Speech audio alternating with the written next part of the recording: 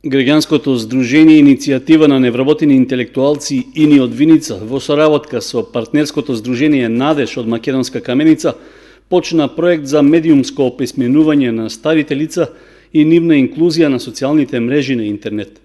Проектот "И старите знаат, и старите можат" ќе се спроведува во двете општини, а фокусна група се возрастните лица кои воопшто немаат или имаат сосема мали познавања од користењето на современите алатки за комуникација, односно компјутерите и мобилните телефони со можности за интернет поврзување.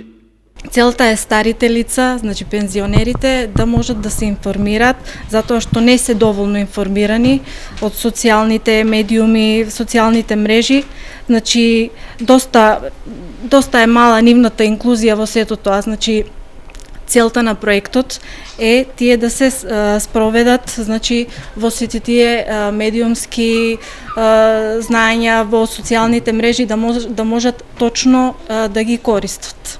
Проектот ќе се работи во текот на 6 месеци, при што ќе се одржат и исто толков број работилници за обука на возрастните лица. Ќе се информираат, ќе се вклучат старите лица и пензионерите. Значи ќе има 6 работилници, почнувајќи од јуни до крајот на годината.